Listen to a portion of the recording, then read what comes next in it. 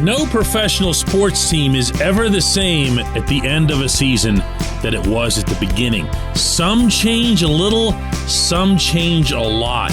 I have a feeling this one's going to have its share of changes and significant changes along the way. Good morning to you. Good Tuesday morning. I'm Dejan Kovacevic of DK Pittsburgh Sports. This is Daily Shot of Penguins.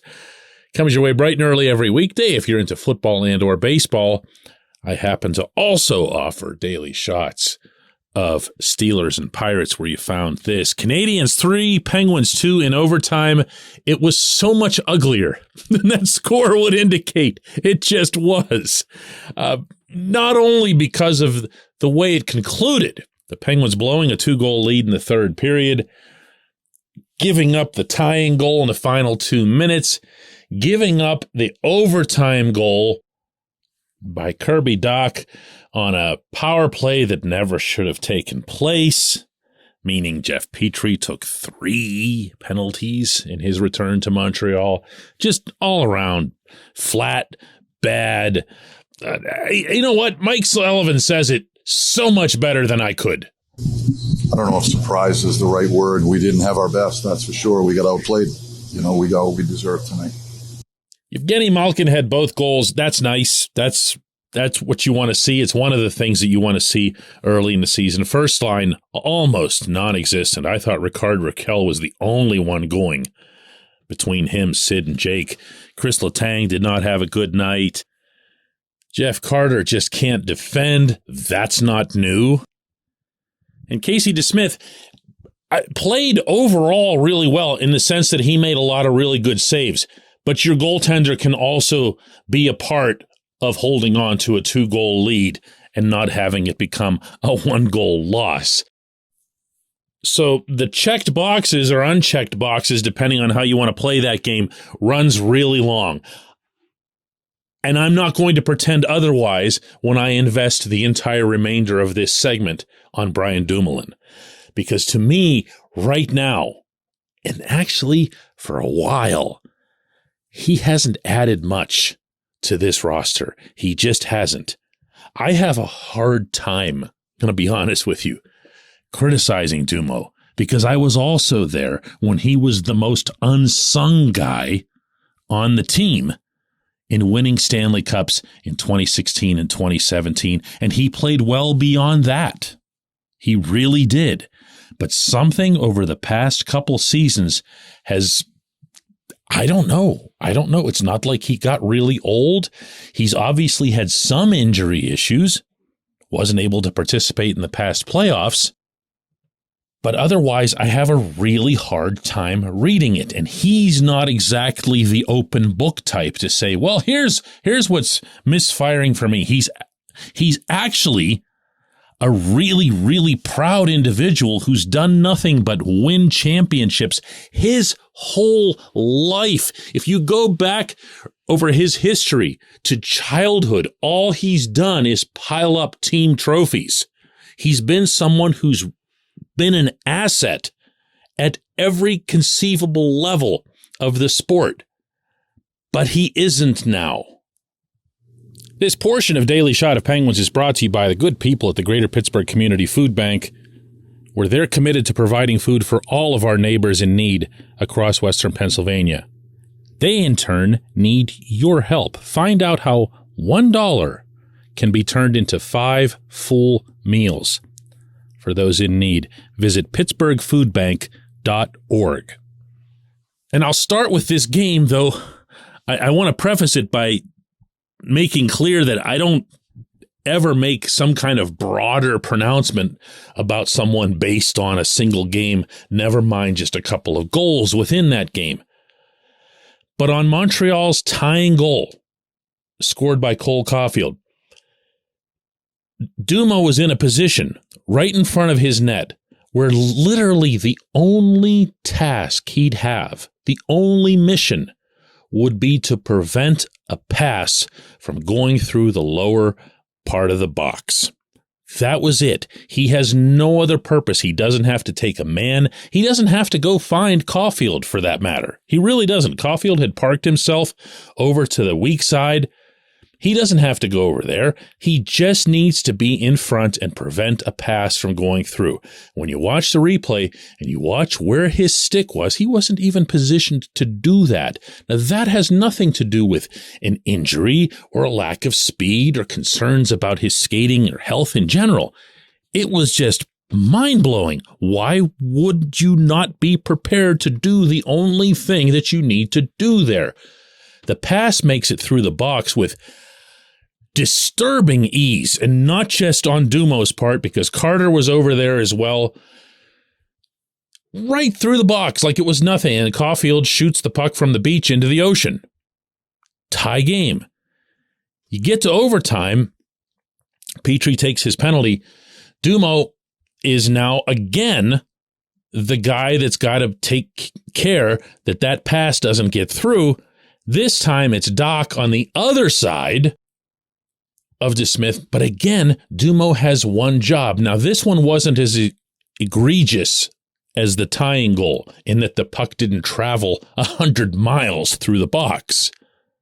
This was a pretty slick play by Montreal, but again, the Dumo that I knew doesn't let that puck get through. He just doesn't. Or he grabs the man, in which case this would have made more sense than the Caulfield one because Doc was closer to the front of the net. But he was in no man's land and did nothing to stop the puck. And I'm only glossing over the general worries that I have about his game. All I'll say further on this is this. This team needs to be open. And I've been saying this for months, to the idea that P.O. Joseph could pair with Chris Letang. You don't have to keep Dumoulin and Letang together for all eternity. Dumoulin's got 1 year, this year, left on his contract. I don't believe he can be moved. He can only go to one of 10 teams because of the way his limited no-trade clause is lined up. And he costs $4 million, and he's playing like this. So I don't think you can trade him. But it doesn't mean you have to play him. And if you do play him, it doesn't mean that you have to play him with your top defense pairing in every key penalty-killing situation. There are guys who were scratched for this game who would have handled those situations better than Dumoulin did. Oh, and by the way, POJ played pretty well. When we come back, J1Q.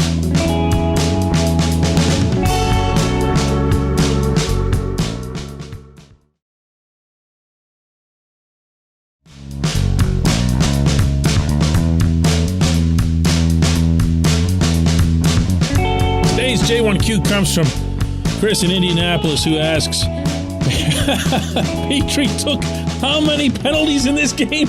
Yeah, it was 3, Chris, and that's not good.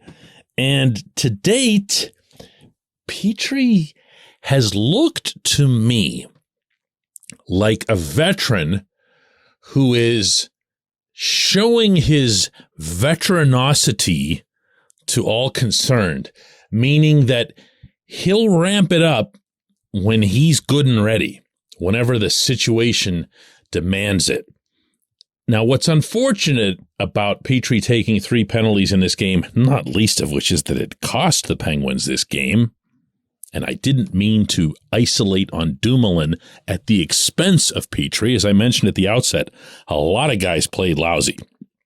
I just happened to want to make that segment about Dumoulin for various reasons.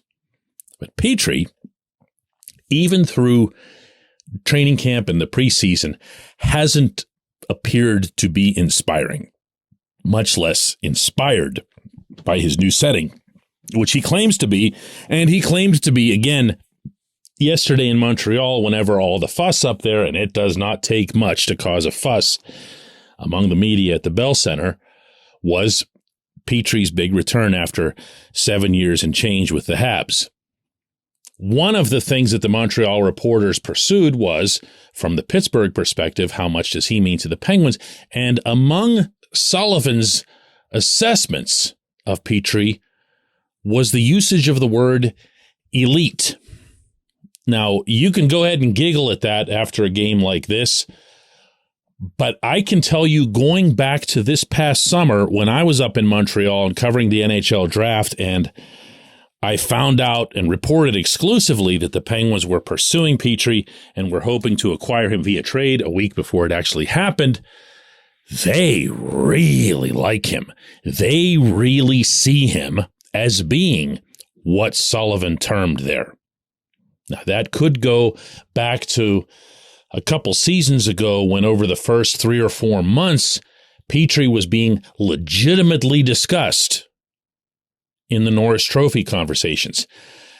That didn't hold up, and neither did his season, and it really went further downhill last season when he didn't like the coach and all kinds of other stuff happened that could take the entire remainder of this segment and be boring.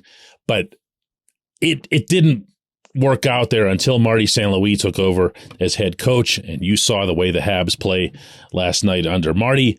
Good for them, good for Petrie for a little while, but he still wanted out.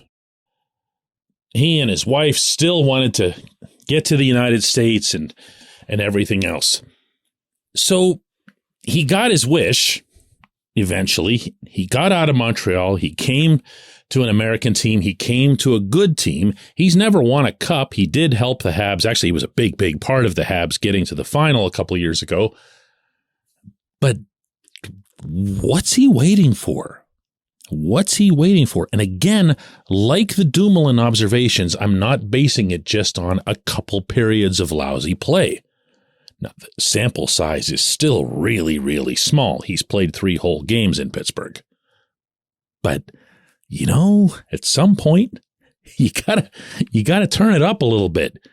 The people who are here now, including your current coaches and current teammates, aren't necessarily going to carry the same level of inherent respect for you just because of what you did in Montreal. They want to know what you're going to do here. And so far, but particularly last night, this ain't it. I appreciate the question. I appreciate everyone listening to Daily Shot of Penguins. We'll do another one of these tomorrow.